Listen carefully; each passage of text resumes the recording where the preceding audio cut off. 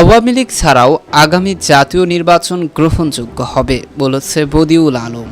রোববার থেকেই কারখানা বন্ধের হুমকি পোশাক মালিকদের। রোববার ডোনাল্ড লুর যত কর্মসূচি। মাজারে হামলাকারীদের বিরুদ্ধে সরকারের কঠোর নির্দেশনা। গণহত্যা মামলা দায়েরের নতুন বাধা। দুর্যোগপূর্ণ আবহাওয়া, ঢাকার সঙ্গে উপকূলীয় এলাকার লঞ্চ যোগাযোগ বন্ধ। এতক্ষণ শুনছিলেন সংবাদ শিরোনাম, এবার বিস্তারিত। আওয়ামী লীগ ছাড়াও আগামী জাতীয় নির্বাচন গ্রহণযোগ্য হবে বলেছে বদিউল আলম। আওয়ামী লীগ ছাড়াও আগামী জাতীয় নির্বাচন গ্রহণযোগ্য হবে বলে মন্তব্য করেছে নির্বাচন ব্যবস্থা সংস্কার কমিশনের প্রধান বদিউল আলম মজুমদার। শনিবার বাংলাদেশ চলচ্চিত্র উন্নয়ন সংস্থা ডিবেট ফর ডেমোক্রেসির আয়োজনে গণতন্ত্র সুরক্ষায় রাষ্ট্র মেরামত ও জাতীয় নির্বাচন শীর্ষক ছায়া সংসদ অনুষ্ঠানে প্রধান অতিথির বক্তব্যে একথা বলেন তিনি। নির্বাচন ব্যবস্থা সংস্কার কমিশনের প্রধান বলেন, আওয়ামী লীগের সবাই কলঙ্কিত ও পলাতক। তারা বিশেষ সময়ের মধ্যে পুনর্গঠিত হতে না পারলে নির্বাচন অগ্রহণযোগ্য হবে না। পূর্বে যারা ডামি নির্বাচনের আয়োজন করেছে তারা সুস্পষ্টভাবে সংবিধান লঙ্ঘনকারী উল্লেখ করে বদিউল আলম মজুমদার বলেন, বিগত ৩ জাতীয় নির্বাচন পরিচালনায় যুক্ত ১০ লাখ মানুষ সবাই নির্বাচনী অপরাধী, তাদের শাস্তি হওয়া যৌক্তিক।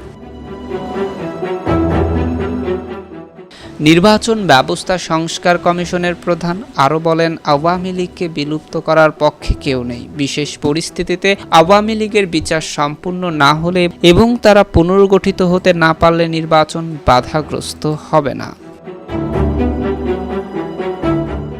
এদিকে রোববার থেকেই কারখানা বন্ধের হুমকি পোশাক মালিকদের। শ্রমিক বিক্ষোভকে কেন্দ্র করে পোশাক শিল্পে চলমান অস্থিরতা না কাটলে আগামীকাল রোববার থেকে কারখানা অনির্দিষ্টকালের জন্য বন্ধের হুমকি দিয়েছে কারখানা মালিকরা। শনিবার ঢাকায় বাংলাদেশ পোশাক প্রস্তুতকারক ও রপ্তানিকারক সমিতির কার্যালয়ে সব অন্তর্বর্তী সরকার এর উপদেষ্টার সঙ্গে কারখানার মালিক ও সংগঠনের নেতাদের বৈঠক হয়। বৈঠক শেষে বিজিএমইর পক্ষ থেকে বলা হয়, অস্থিরতা না কাটলে আগামীকাল থেকে তারা কারখানা বন্ধ রাখবে। Bangladesh knitwear manufacturers and export association BGME এর সিদ্ধান্তের প্রতি সমর্থন জানিয়েছে। এদিকে রোববার ডোনাল্ড লুর যত কর্মসূচি। যুক্তরাষ্ট্রের দক্ষিণ ও মধ্য এশিয়া বিষয়ক সহকারী পররাষ্ট্রমন্ত্রী ডোনাল্ড লু দুদিনের সফরে ঢাকায় এসেছেন। শনিবার বিকেলে পররাষ্ট্র মন্ত্রণালয়ের এক কর্মকর্তা ডোনাল্ড লুর ঢাকায় আসার তথ্য কালবেলাকে নিশ্চিত করে। এই সফরে বাংলাদেশের অন্তর্বর্তী সরকারের সঙ্গে বৈঠকের জন্য একটি আন্তঃসংস্থা প্রতিনিধি দলে যোগ দেবেন তিনি। প্রতিনিধি দলে মার্কিন ট্রেজারি বিভাগ, ইউএসএআইডি ও মার্কিন বাণিজ্য প্রতিনিধি অফিসের প্রতিনিধিরা উপস্থিত থাকবেন। এর আগে মঙ্গলবার মার্কিন পররাষ্ট্র দপ্তরের মুখপাত্র অফিসের একটি মিডিয়া নোটে বলা হয়েছে, ডোনাল্ড লু 10 থেকে 16 সেপ্টেম্বর ভারত ও বাংলাদেশ সফর করবেন। যুক্তরাষ্ট্রের আসন্ন উচ্চ পর্যায়ের প্রতিনিধি দল বাংলাদেশের অর্থনৈতিক প্রবৃদ্ধি ও আর্থিক স্থিতিশীলতা ও উন্নয়ন চাহিদা সহায়তার উপর ওয়াশিংটনের দৃষ্টি নিবদ্ধ করবে।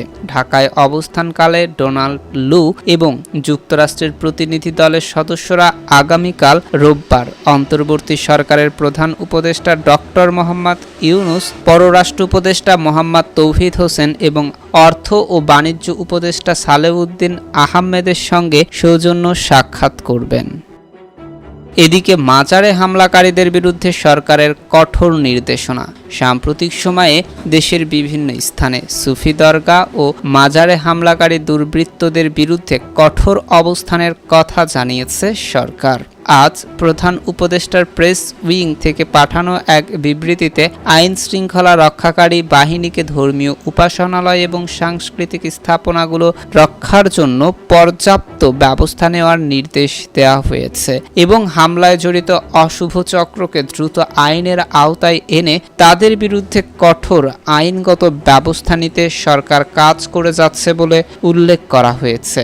বিবৃতিতে উল্লেখ করা হয়েছে, সাম্প্রতিক সময়ে কিছু দুর্বৃত্ত দেশের সুফি দরগা ও মাজারে হামলা চালিয়েছে, যা সরকারের দৃষ্টিগোচর হয়েছে। বিবৃতিতে বলা হয়, অন্তর্বর্তী সরকার যে কোনো ধরনের বিদ্বেষপূর্ণ বক্তব্য এবং ধর্মীয় ও সাংস্কৃতিক স্থাপনা ও সুফি দরগাহের হামলার কঠোর নিন্দা জানায়।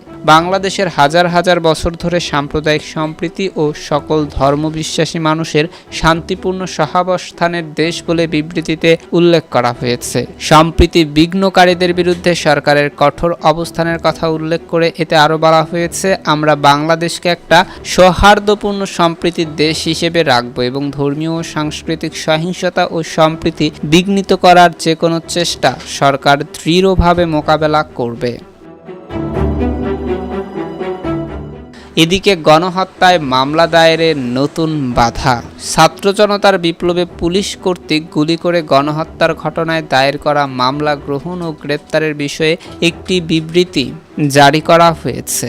ফলে এখন থেকে পুলিশের বিরুদ্ধে আর কোনো মামলা আদালত সহজে গ্রহণ করবে না। পাশাপাশি কোনো পুলিশকে আসামি করে দায়ের করা মামলা চলবে না এবং প্রাথমিক তদন্তে সব পুলিশকে মামলা থেকে বাদ দেওয়া হবে। বিজ্ঞপ্তিতে বলা হয়েছে, কোনো সুস্পষ্ট প্রমাণ ছাড়া পুলিশ সরকারি কর্মচারীদের বিরুদ্ধে মামলা গ্রহণ করা যাবে না। আমার প্রশ্ন হচ্ছে, একতাবদ্ধ ছাত্র জনতার মিছিলে পুলিশের গুলিতে খুন হয়েছে সহস্রাধিক মুক্তিকামী মানুষ। সেই মিছিলে কোন পুলিশ গুলি করেছিল তা বাদীর পক্ষে জানা কঠিন। তবে পুলিশ গুলি করার স্পটে যত পুলিশ ছিল কিংবা যেই থানা এলাকায় গুলি করা হয়েছে সেই থানার ওসি ও তার ঊর্ধ্বতন কর্মকর্তা এবং অন্যান্য পুলিশ কর্মকর্তাদেরকে দণ্ডবিধি 109 ও 34 ধারার অধীনে 302 ধারায় আসামি করা যাবে। সুতরাং তৎকালীন দায়িত্বরত পুলিশ সদস্যদের বিরুদ্ধে মামলা করার আইনগত কোনো বাধা নেই, তবে উল্টোটা দেখা গেছে বাস্তবে। থানায় মামলা করতে গেলে পুলিশ কর্মকর্তাদের বিরুদ্ধে কোনো মামলা না নিয়ে আওয়ামী লীগ নেতাদের বিরুদ্ধে এবং অজ্ঞাত বিভিন্ন মানুষের নাম দেওয়া হচ্ছে জিআর মামলাগুলোতে। ফলে সেই হত্যা মামলায় গুরুত্ব ও আইনগত অবস্থান হারাচ্ছে।